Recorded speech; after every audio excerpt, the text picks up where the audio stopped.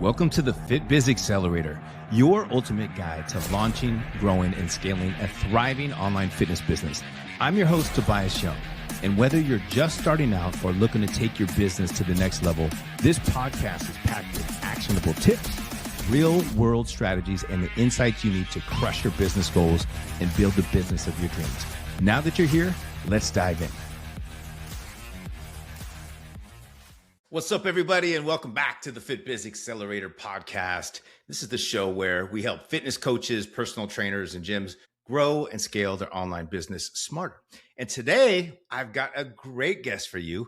I'm joined by Dr. Lee Baucom, and someone who has a really powerful story and a message that I know is going to hit home for a lot of you listening. And Lee was originally trained as a therapist and a coach, but then everything changed when he wrote a book. What started as actually sharing a message turned into something that's going to be much bigger, which we'll discuss. And then since then, he's written over 7 books, created multiple online programs, built a thriving business, and now helps other authors do the same. Move from book to business and then turn their message into profit. And I love this topic because a lot of coaches and experts and entrepreneurs, they think the book itself is the end goal. But the truth is the book is not the business. It's a tool. It's a very powerful tool. And when used the right way, you can do some great things. So today what we're going to do is we're going to talk about how a book can actually help build or expand a business without making things feel overwhelming, and how to actually use your message to create momentum, and what people get wrong when they think that writing a book is just enough right there alone. And Lee, welcome to the show, brother. Great to have you here. Yes, thanks for having me. I'm excited to be here. Of course. And Lee, I'd love to start here. Like, you were trained as a therapist and a coach. So at what point did you realize that, hey, writing a book was actually opening up a completely different lane for you in business? Yeah. So the interesting thing is I did the book because I was like frustrated with therapy. I was switching over to coaching. I'm like, I've got to say what I do believe, because I'd spent a lot of time complaining about problems in therapy all the way through my graduate program when I was being trained. And then after, when I really got frustrated and switched to coaching. So I wrote the book to kind of say, this is what I think. And I didn't really plan on that being a part of the business. I wrote it as a way for people to use it. It's about a marriage, how to improve a marriage. Well, first of all, people don't buy books to improve a marriage. They do buy stuff to save a marriage. And it turns out that the same approach I was using to improve a marriage is what you need to save a marriage. So we kind of revamped it and figured that out, and that became Save the Marriage.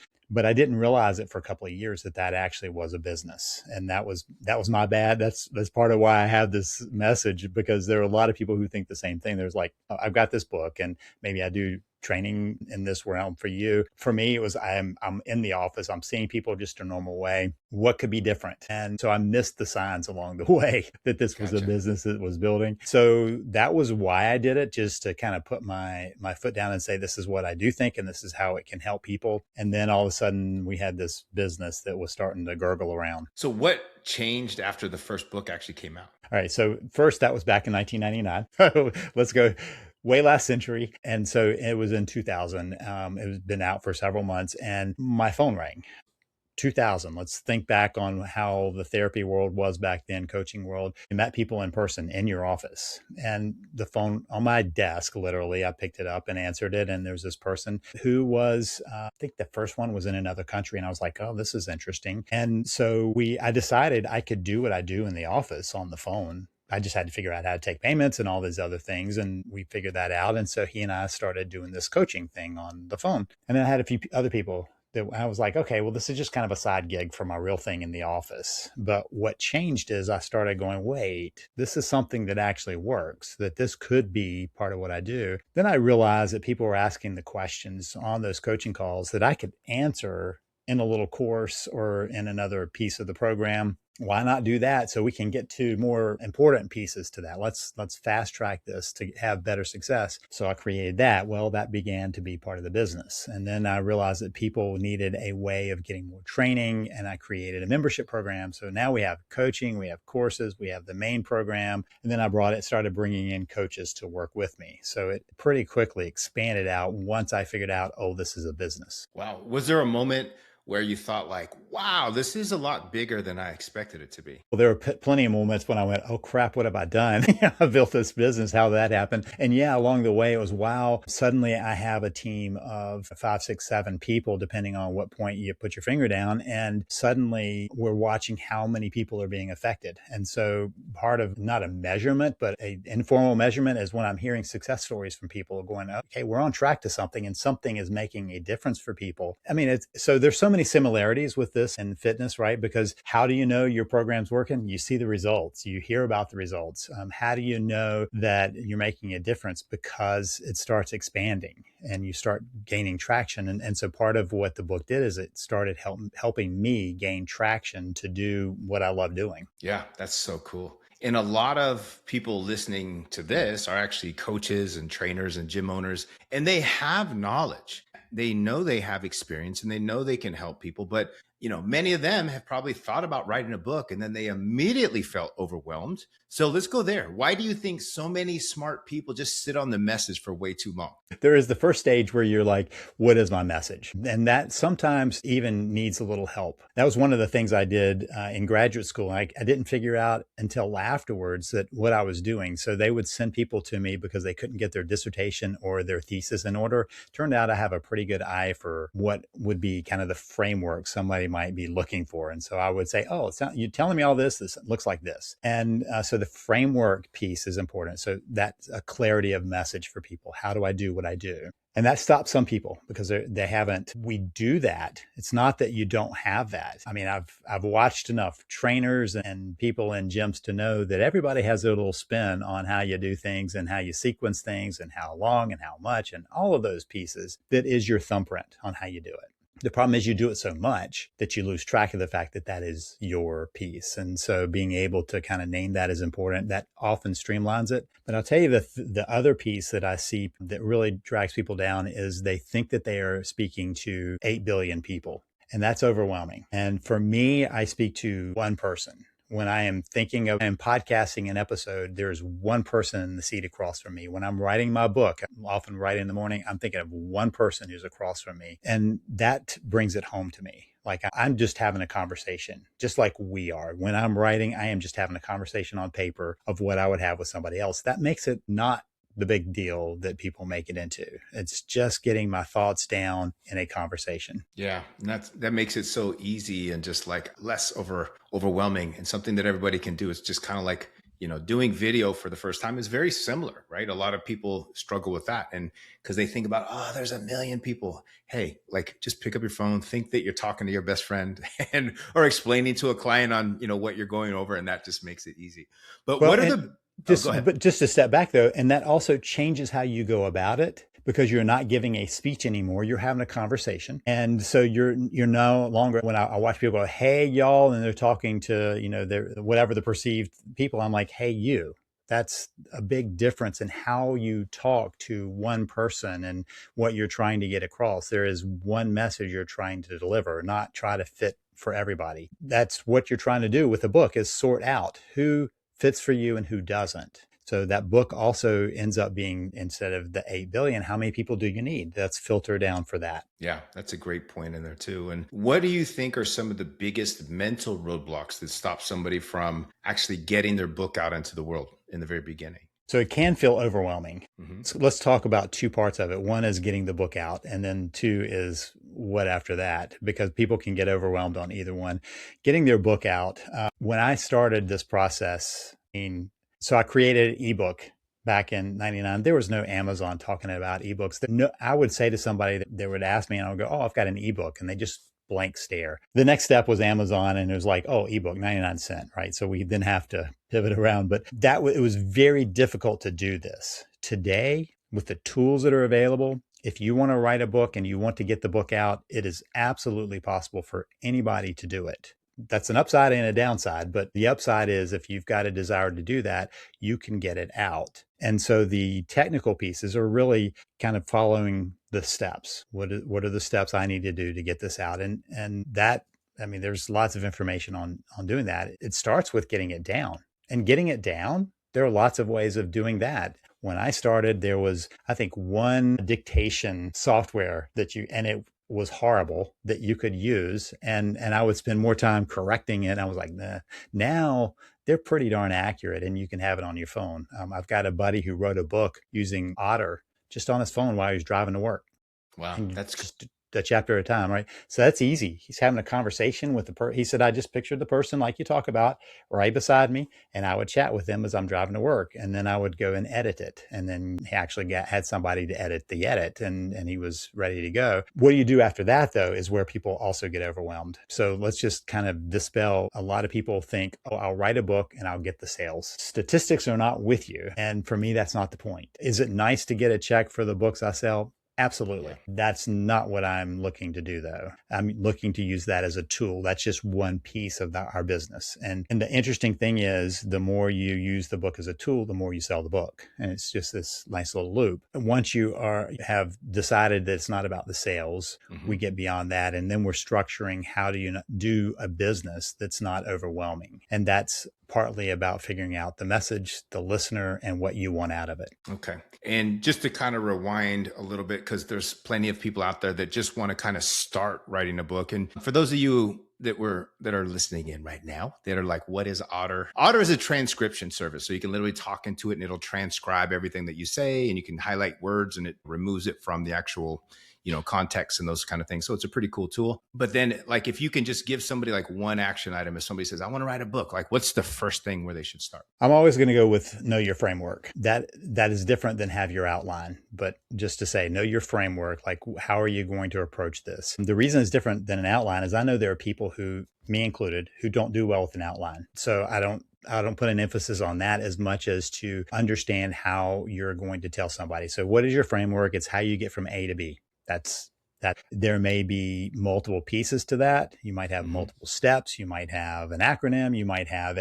areas you cover. That's all framework. So someone in your field might have specific exercises, and of that it's weight, and then there's some that are cardio, and then they have some diet information and maybe some mindset stuff. And then how do you take care of like the sleep and all those things?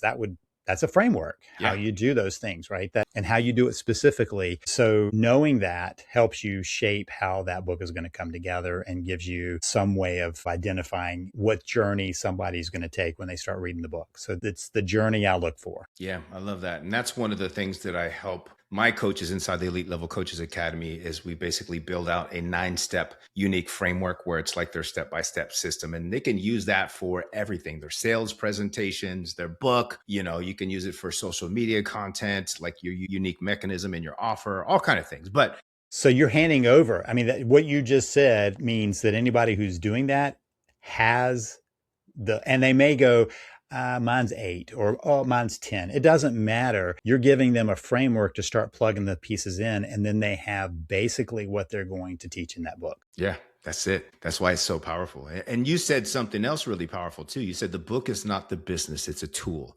Can you unpack that for us? Yeah. So it would be nice if everybody could have, a $1 million seller. That is not what happens in the real world. And don't go looking at the statistics of how many on average sell, because that is actually a roadblock. Don't worry about that. So the book itself can do a couple of things. So first of all, let's say that all you want to do is have clients for training. That book gives you a way of saying, I've got enough authority that I wrote the book on this. It's one of my favorite lines. I had a guy, he was a consultant working for companies, and they were basically 2 of the bigger ones that did it. And he was in the president's office. So the president was kind of obviously trying to figure out if he could play them against each other. And so he said, I'm talking to this guy over here. Why should I go with you? And my guy pulled the book out and said, because I wrote the book on this. And he set it on his desk and said, if you're interested, contact me. It's the same with the trainer. They're like, there's somebody, let's say their target is the midlife male who is struggling to get in their exercise with all the other stuff. You write the book on that, and they're like, yeah, I don't know. Do I have time for this? And are you the right person? Here's a book speaking directly to you, not directly to the world about how to be fit, but directly to that person. And so it does a couple of things. One is you now have authority. 2 is you've already shortcut a little bit about what it takes to get started with them. They've already got a starting point. And if that starting point is to go, I don't want to do it that way, Better for you to know that without having the frustration of that. But if they are the right fit, it changes the price structure for you. You know, you're suddenly at a higher value point because you're the expert who wrote the book on it. It also changes how they view you. You're no longer just that trainer. You are the trainer who wrote the book on this. Yeah. And I've actually used that same thing, and I've actually held up. It's called the Online Success Blueprint, y'all. If you want to pick it up on Amazon, go get it. It breaks down my unique 9-step process. And we'll find out Lee's book in a little bit too. And how should we say somebody who has already a coaching business, right? Whether it's a training business, online fitness coaching, a gym, whatever it is, how can a book expand what they're already doing instead of just becoming one more thing on their plate? Because I know a lot of people are like, man, I just don't have time for that. One of the things that most people find when they are writing the book, however they write it, is that it actually changes their own thinking about that. They get much better about talking about it, about framing things for people. They also clarify what they're doing. So you're already becoming more efficient in your communication and how you do it just because you go through the steps of writing it. So that's the first thing. I think that just going through the process is an amazing process. And let me just say, it's a simple process. That doesn't mean it's easy. Just like, I mean, how hard is it to build muscle, pick up something heavy? Now, how many people do that? Yeah. That's the problem. So it's the same kind of thing. It's that I'm saying something that's pretty simple. I'm not saying it's easy, but to be able to clarify your thinking helps a lot to further where you want to go. So that's the first thing. The second is that it does branding for you. And so, especially in your industry, to really be clear on the branding is important. If you've got a gym, do you match the colors and all the pieces inside? Yes. If you're doing it yourself, do you match that to your own personality? And so a mistake I watch people make is they decide to write the book that they've seen others have written, right? They're basically trying to replicate. And that doesn't do it. You're trying to stand out as your own person. And so being individual about it, if you're funny, be funny. If you're serious, be serious. If you're whimsical about it, be whimsical, but follow who you are because that is your attraction tool. You're going to pull the people in the way you write it. Yes. So that helps clarify A, the ones who want to work with you, and B, the ones you want to work with. Yeah, absolutely. Show your personality, have fun. And that's the same thing too, that I would say correlates with like your social media content. Don't try to be like every other fitness coach or trainer out there in the market. You want to stand out. Like, what do you stand out for? Are you different? How are you unique? Do people vibe with your personality? And it's okay if other people don't vibe with it, because you're going to push away the people who aren't a good fit, and you're going to attract those other people that love your style and your vibe and everything that you stand for. So don't be afraid to be polarizing. So what are some of the smartest ways to turn a book into business opportunities? Could that be speaking, coaching, offers, workshops, courses, authority building, lead generation, or all of the above? All of the above, but it depends on how it fits you.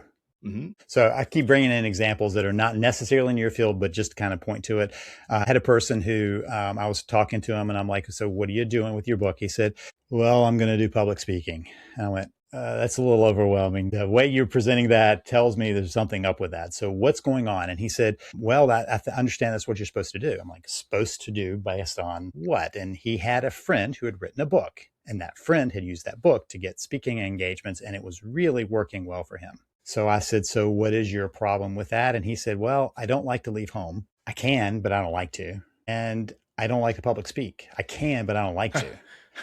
And so I said, maybe that public speaking thing is not your way of doing it. That doesn't mean there's not another way, but what you're choosing is because somebody told you you should do it that way.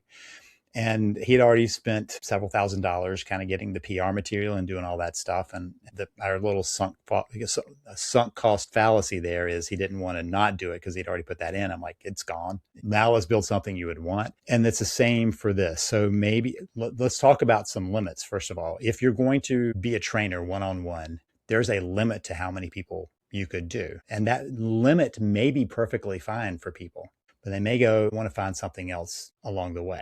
So I had a pretty good friend several years back who started doing an email course. It was delivered by email. People got an update once a day, gave them a meal plan and an exercise routine. They paid for that.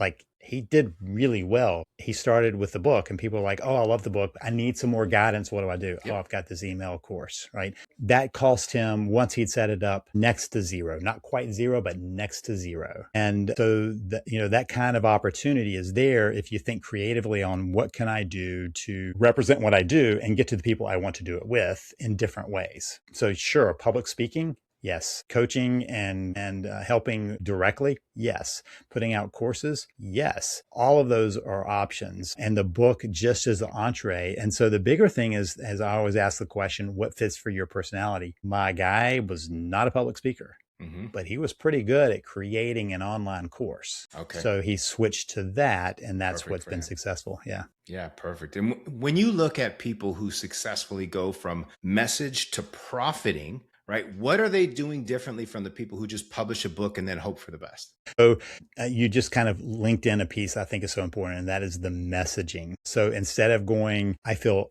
there are plenty of people, back to mental block, I don't want to be the guy who's always trying to sell myself. And my response is, you're selling your message, and you're not even selling that. You're sharing your message. So let's take 2 steps back. You're the messenger for the message. If you've got something that you believe helps people, so in your world, my gosh, helps people to get into shape, helps people to live longer, helps people to feel better, just so much that's there. That's huge for people to get a hold of, bottle it up for people and say, this is what you need to do, and then get out of the way of it. So speaking on a podcast or speaking in front of the Rotary Club or whatever club, and being able to say, this is the message, not look at me. That's a very different approach. And so getting out of your own way and the message's way is very important, to be able to step back and go, I am sharing this message. So that allows people to make that content on the video. Sure, you're giving that message. You're the messenger. So yes, it should look like your personality, but it's still the message you're delivering. And what does a book do for credibility that other content just maybe doesn't do as quickly? So the word authority, which is that credibility piece, the first part of that is author. And it's not an accident that we forever have thought that people with authority have these books. So if you're able to spend the time, first of all, you've proven something. To me, there's a lot of this, like when somebody goes through and gets a degree or a training certification, one of the things is they were willing to put in the time to get there. You don't know what that is, except for they were able to stick through it. Same with the book. If you're able and willing to get it down on paper, they go, okay, there's enough content for you to fill a book. And that's not a small thing. And so if you said to people, hey, you know what? I know how people can build an online presence. Okay. But if you say, I have got a 9-step plan on how people can do it, and it's in a book, they go, oh, there's content there. There's depth there. Automatically steps across. We've also been raised to look at people who've written a book and go, oh, they must be an expert in this. And so all of that together is subconscious and conscious signals that what you're talking about, and you can get them to where you're talking about. Yeah. And I think a book also helps people clarify their own message too, because sometimes I feel like the process of creating something like that forces you to really tighten up what you believe, who you help, how you help them. And it all kind of blends in. And then the book is just like a byproduct of things that tighten up. Now, if we talk about practical strategy, let's say someone listening to this has a solid message, but maybe even a rough idea for a book, but they're afraid of doing it wrong. They're afraid of wasting time. They're afraid nobody will read it. They're afraid it won't lead anywhere. And what would you say to that particular type of person? This is a lot like if I go to the gym, I'm afraid I'm not going to be able to get in shape, and I'm going to be sore, and I'm going to hurt myself and all that. These are all the messages that we layer in there and that your clients layer in there, right? So be aware that you're following a similar path that we all do. Of the unknown is scary. And so my thing is not that you just have to wait till you're past the fear, but the fear is just saying, you know what, this is important to you. So one of my Thrive things is that fear is not an avoidance indicator. It's an importance indicator. It means that what it has you concerned is telling you this is something that matters. It's important to you. So pay attention, but don't avoid it just because you have some fears bubbling up. That's just part of the task of growing. Whenever there is a gap that you're going to step into, there is going to be fear. It's just somewhere you haven't been before. And the funny thing is, once you get there, the fear kind of evaporates and then there's a next one. And so let's go back. My guess is for most people, they have the common experience of when they have their first trainee.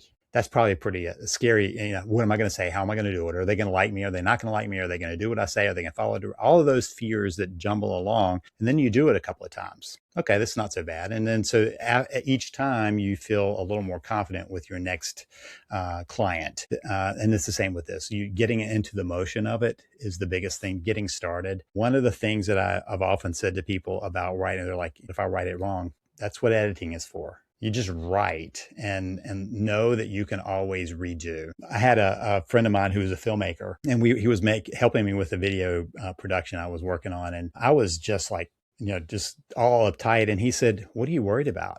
We'll just take another shot." Nothing, there's no sense of time that exists in video making. You can redo it. You can delete it. You can do whatever we need to. So you just need to have a conversation until you're comfortable.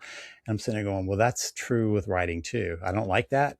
Delete that page, delete that chapter. Part of the process is getting down and honing it into what represents you. That's not where you start though. Yeah, just let it flow. And if somebody already has a book out too, Lee, but it's kind of just sitting there, not really doing much for them right now, what can they do to breathe new life into it and turn it into a more active business asset? Yeah. So my first thing is make sure you're very clear about your framework. If you can't see it, get somebody to help you find it, because that helps form everything else. If you know that, then that shapes a couple of things. One is it will shape like what material you use. If you're a social media person, what videos you would make, what posts you might make. If you get on a podcast, how to talk about it. I mean, that basically creates your talking points, just like it was in the book. So that's the first thing, is to be clear about your framework. The second is to be clear about where those people are you want to talk to, because there's not a single way of doing this. There are multiple ways of doing this. Let's say that I decided that I wanted to back to the middle-aged man who's too busy to work out. Where are they? Because I need to know where they are. Are they hanging out on TikTok? Probably not. Are they on LinkedIn? Maybe so. Are they, at the Rotary Club or wherever it is? I mean, you start to go, where are my people? And then that can change how you have those conversations. That, again, let's go back to the Rotary Club. Let's say that's where you want to spend your time. And the person says, well, why should I have you come speak? I wrote a book. You say that. I mean, I can't tell you how many times people are quiet until I say, well, I've written some books on this. And suddenly they're like, oh, come speak. Yeah. Share with us. And it's not because anything changed in my message as much as, again, the authority steps in when you have that. So use the book as a way of gaining authority, of getting articles into where you want them, or speeches where you want to, or social media, or whatever it is that gets to the people that are in your crowd. The mistake I see is people not figuring out where their crowd is and speaking to the wrong place. Yeah, absolutely. That's just like in anything with a coaching business, trying to be too broad or trying to just go, try to chase the money. Like I know a lot of coaches, they're just like, oh, well, I'll work with like executive, CEOs of businesses when they, that's not their passion. Like go with your passion. It'll flow. And I think a lot of people need to hear this too, because your message does not help anyone while it stays trapped in your head. And I know that's a big part of what you believe too, that a message can really change lives. Can you talk about why this matters on a deeper level than just business growth? Because yes, we want revenue, we want leads, we want business expansion, but at the core of it, there's something bigger here. There's impact, service, there's legacy. Yeah. So I have I have several core beliefs, but one of those core beliefs is that every business solves a problem. And so you got to be clear about the problem you're solving, but that's the beginning point. When the work you're doing, the work I do is about changing people for the better. That's big stuff in a world that is stagnant and stuck and negative. And that I've watched people who come alive through whether it is getting into shape, or it is working on their relationship, or it is trying to find their path in a career, or whatever it is. There's something that changes them. And the only thing I see bring people alive is a change in the message that they're taking in. So we have these messages that are just sitting. I mean, walk into a bookstore and look at all the messages that are just sitting there, but recognize how many people. So I always ask people, do you remember a book that changed you? I mean, like really changed you? And everybody has some book that took something home for them and changed how they view the world. And I'm like, that's what you're trying to do. Yes. Maybe on a smaller scale, maybe on a bigger scale, but that's what you're trying to do, is make a difference in people's lives. Nice. Yeah. I love that, man. And now what I want to do, Lee, is I want to shift into what's called, I like to call it a little rapid fire round, so people can get to know you a little bit more. So these are just quick answers, just first thing that pops to your head. Okay. What's one mistake people make when trying to turn a book into a business? They don't think about the job that they would want to do, right? They make it just like, how could I do the biggest thing, instead of going, how does that fit me? Okay. What's one thing every author should do after publishing a book? Gosh, we've already talked about the framework, so I don't want to do that. But I would say talk about what they have done wherever it is that it makes sense. Any conversation can be had. Try to funnel people into your book funnel. Yeah. What matters more, having the perfect book or having a clear message? Gosh, clear message every day. There is no such thing as a perfect book. Clear message. Nice. What's one belief about authorship or business that you think people need to kill or let loose, remove? That you have to have something to do it, that there's something you're missing. And that's always the fill in. I can't fill it in. Maybe you have to be smarter or stronger or whatever it is, that you have to have something to do that. And that is not the case. I mean, you come in with where you are. I long ago had somebody who said, I can't write the book until I get to this point in life. And I was like, there is the saying that in the land of the blind, the one-eyed man is king. That is, if you're a step ahead of where people are, that's enough to take them along. Yeah, I love that. And what's one simple way that people can start building momentum around their message this week? Look at who you've changed and how you've helped them change, and write that down. Okay. And then this is one that kind of carried over from earlier. What's one book besides your own that has a major impact on your life? Man's Search for Meaning. Go with that. Yeah. Man's Search for Meaning, because it is about where do you find meaning and how do you live out your purpose? Nice. And what's your favorite part of helping authors move from book to business? I love watching how messages flow out of their business. I mean, it's just, I'm watching them spawn their message into the world, and I see it in so many creative ways. And those two things together are just super cool to watch. And last one here, if you can leave listeners with one final message about the power of their voice, of their story and their message, what would that one thing be? Be you. I mean, be you. That's going to determine how you work with people. It's going to determine how you go about everything. So be you. Some people have asked me, what would you tell yourself, your younger self? It was be you and be good with that. Yeah. Have fun with it. Like me, I'm like, always having fun. Let's go. Lee, this has been an awesome conversation. And I think this episode is going to open up a lot of minds, because so many people have been looking at a book as this giant, intimidating mountain, when really it can just become one of the smartest tools in the business when used the right way.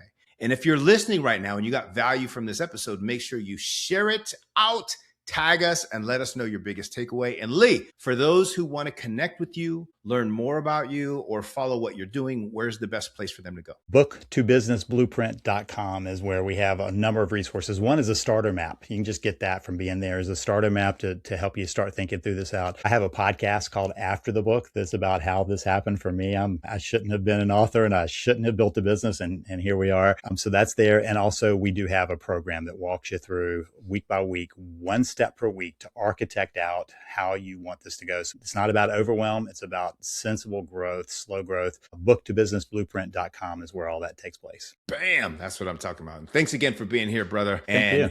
For everyone listening, keep building, keep showing up, and keep remembering this. Your message matters, but only if you put it to work. So we'll see you on the next episode of the FitBiz Accelerator. Thanks for tuning into the FitBiz Accelerator. If you found value in today's episode, make sure to subscribe so you never miss a tip or strategy to grow your online fitness business. And if you're ready to fast track your success, don't forget to check out tntfitprocoaching.com. Until next time, stay consistent, stay focused, and keep crushing it.